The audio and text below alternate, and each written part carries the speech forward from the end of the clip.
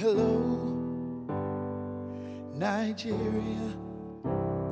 There's no better place to be, so don't you ever change that dial. What's up, everybody? It's Kabam Zasukwa, and you're watching Hello, Nigeria. Hello there, you're most welcome back. This is still Hello Nigeria. We're live in the studio. Thank you very much for keeping it to date with us every single weekday here on Wazobia Max. Now, today is Human Angle Thursday, and the big question we want to ask you today is, what are you doing to impact your world in today's society, in Nigeria, around the world? If you're not doing enough, we hope that the two women we have here today will inspire you with their story of how they're impacting the lives of underprivileged children in Nigeria. Ladies and gentlemen, founder of CALL2LUV initiative in the person of Omowunmi, Benson, Ajila, and an executive director of the initiative in the person of Sesan, Sulaiman. They will be speaking to us about the initiative and how they hope to move it forward, and how hopefully you can also do something to support. You're very welcome, ladies. Thank you very much. Nice to have you on Hello Nigeria. Thank you. Great to have you So on the show. let's talk about CALL2LUV initiative. What's this organization about? Okay. And when did you start? All right. CALL2LUV is almost 8 years old now. I started way back 2010. And our focus is on less privileged children, like you mentioned. We discovered that there's so much more that can be done. This whole initiative started with an encounter that I had with a deaf and dumb boy at a car wash in Ibadan. So I just wanted to get my car washed. And I told him, please don't wash this car with soap. I didn't know he was deaf and dumb, obviously. But as I was turning to sit down, he carried a bucket of soapy water and wow, all over the car. Didn't you hear me? That was exact reaction. So he brought out a pen and a notepad, and he started writing his deaf and dumb. I felt really bad. But he wrote so well, good handwriting, and then we started exchanging communication. Why are you here? Why are you not in school? He says he's there to try and raise funds for his JAMB. How much is JAMB from? 3-5. I didn't have enough for me as at that day, so I told him to come around the next day and then we'll be able to give you the phone. I gave it to him. Make sure you're getting the form. Stay home and study. Months down the line, he came back to meet me. He had written the exam and he passed. He got admission into IFE without any form of assistance, despite his condition. Exactly. And that was actually the inspiration for CALL2LUV. Like, that little difference of the 3-5 is going a long way in his life. His name is Sunday. As I speak to you right now, he's in the AYSC camp. He's a graduate. Wow. Yeah. Yes. Wonderful. Congratulations. Thank you. So that led to this CALL2LUV, that if we can all come together, do things together, the little push that we contribute as a group will go a lot more. And it's been awesome. We had people come on board to take this friends on. and Exactly. Oh, exactly. wonderful. Now, talking about people coming on board to take this initiative further, one of such people obviously is Sesan, who is an executive director. Now, Sesan, what was the drive for you? Now, we know from Wumi, it was from a personal experience, but what's the drive for you to get involved in CALL2LUV? Yes, so I met Wumi. We were colleagues in in an office, and we actually talked about, we had an initiative that was actually going on in the company then. And she mentioned how, she actually does this in her spare time as part of CSR. And she mentioned how this is what she's been engaged in for the past 2 years or so. And I felt, this is amazing, and you're just one person. I see a vision for this. Obviously, you see it as well, that we can actually make this as big as possible. You know, let's try to impact as many people as possible. Let's make this more than just one person or 2 people. And it's been really, the journey has been really amazing. It's we've had support from people that shows that everybody is actually interested in making this world a better place and assisting in whatever way they can. That's great. Yeah. Now, since you started, what would you say has been the most, you've told the story of Sunday, which is so beautiful. What other experiences or encounters have left a mark in your mind that you describe as unforgettable since working with this project? I think I'll let Omowunmi say hers Since first Wunmi is then. very- yes. Yeah. So over the years, we've had the opportunity to touch lives of about 350 children. We work with children in orphanages, trying to give them experiential interventions that can expand their horizon, their mind, and drive towards life, irrespective of their current positioning. We organized flagship programs, which we tag Making a Difference. So we make a difference with music, make a difference with education. And for some of the children, if we want to talk about some significant, we had children in orphanages that couldn't talk or relate with people. Because we had like social skills. Yeah. Yes, it's because we took them on several outings, took them out of their usual zones, the music classes, they learned how to play flute, guitar, piano, and all that. We gave them an audience to perform for people. So they were celebrated and they were now eager, they can express themselves more. And the impact has been awesome. I noticed you do a lot of social development. It's not just focused on academic excellence. No. It's an all-round. I saw pictures of the kids at the beach. You take them for movies and all of that. How important, from the outside, traditional Nigerian conservative parents will always think, oh, it's book, book, book, book, book. But how important are those other things that people might term leisure in the development of a child? Yeah, I think, so relating back to her question and then yours, Yes. one of the major things we noticed was how little things actually make a difference in the lives of these children. Like the things that we consider extracurricular activities are actually things that reform them in a way that actually affects their major mainstay in school. So what we found with making a difference with the music program was children actually were able to boost their confidence. They were doing better in school.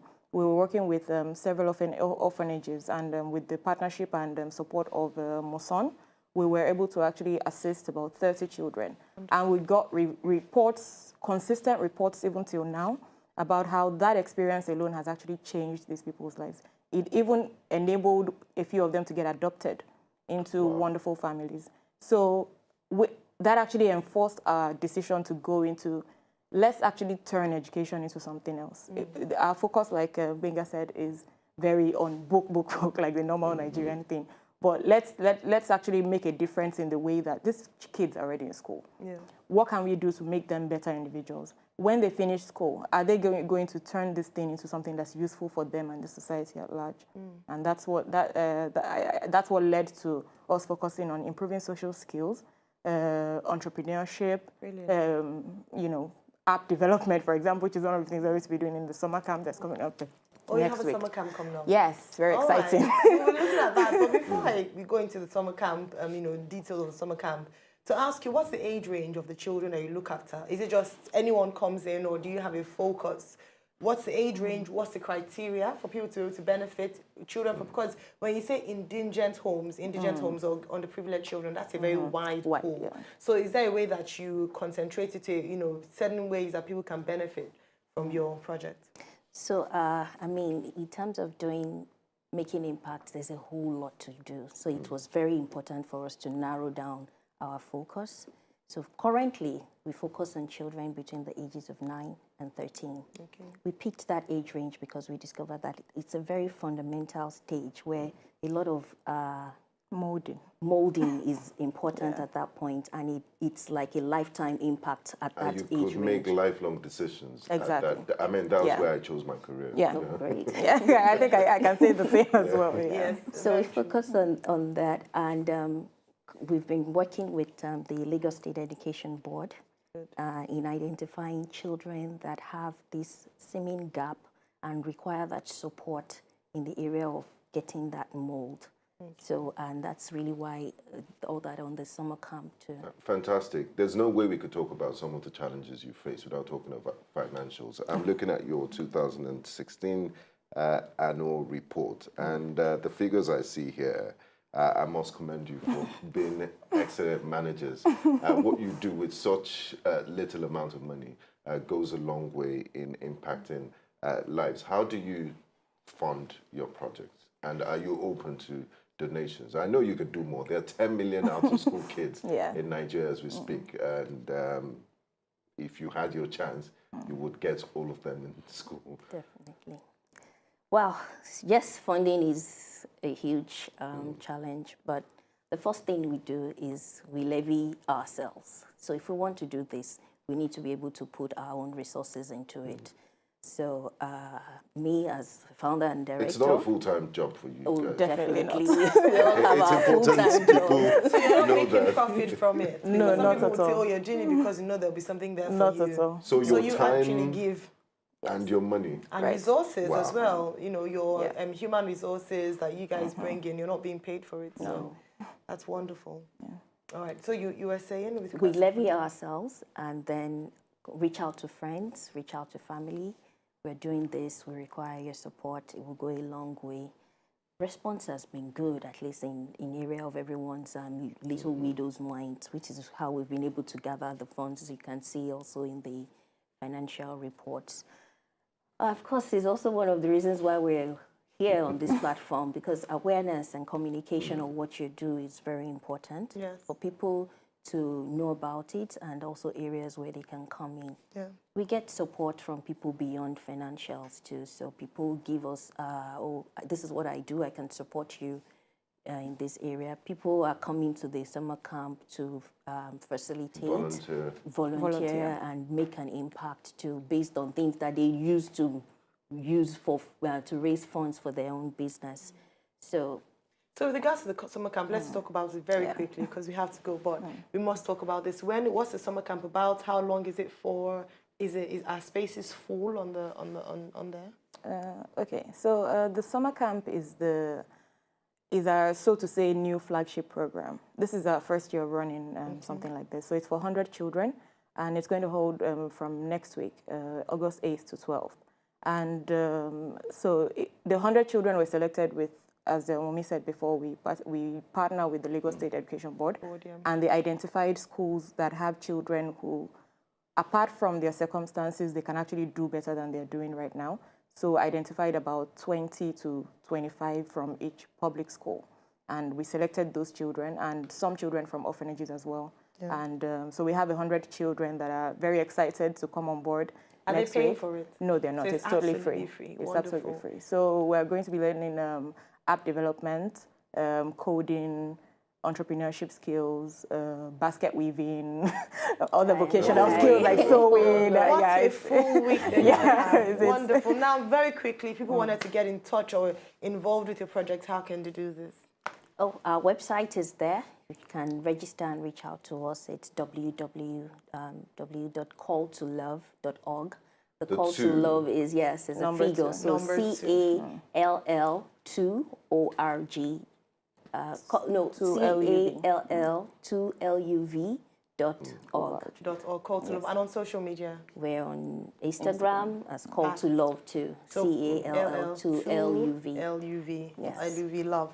All right, ladies and gentlemen, we have had the pleasure of the founder and executive director of Call to Love Initiative in the person of Wunmi Benson Ajila, and of course one of the executive director in the person of Sesan Sulaiman. Thank you very much indeed. Thank you so much for having us. I pray that you get all the support that you need for this great work. Thank you very much. All right, we are gradually coming to the end of today's show, but before we go, we cannot let you go without letting you know what's happening today in history.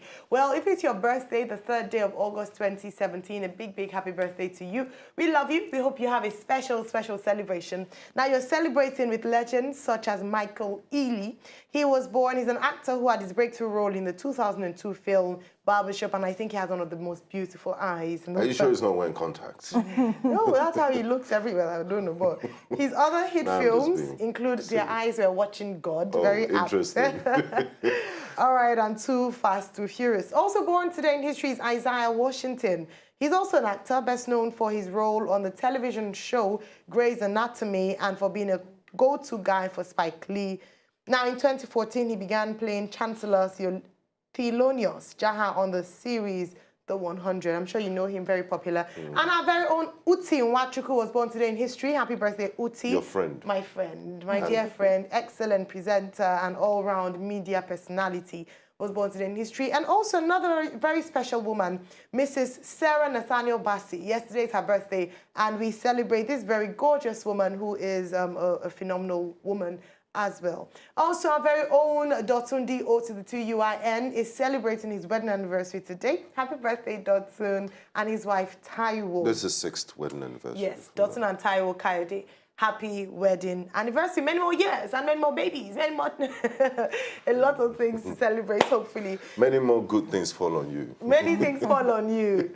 All right, ladies and gentlemen, thank you very much for staying with us on this beautiful, beautiful Thursday afternoon. We have had the pleasure of our guests from CALL2LUV. Don't forget to follow them on their social media platforms. And if you'd like to support them in any way, then you definitely want to go onto their website, www.CALL2LUV.org, and follow them on all social media platforms at CALL2LUV on all social media platforms. You can follow us too at Captain Sankara on all social media platforms. Follow Olive at Olive MOD on all social media platforms, and at Ayothompson7 on Twitter, at Ayothompson on Instagram. Follow us collectively at Wazobia Max using the hashtag Hello Nigeria. We'd love to hear from you. Tomorrow is Celebrity Friday, Fun Friday. So we'll be having some special guests with us tomorrow, and you might just be serenaded on the show as well. So stay tuned. We'd love to have you join us tomorrow afternoon. And that's it from us here on Hello Nigeria. Have a wonderful, wonderful Thursday. See you again tomorrow. To enjoy more of these our Ogbonge videos when you just watch, press this button to subscribe on top of our YouTube page. You go love her.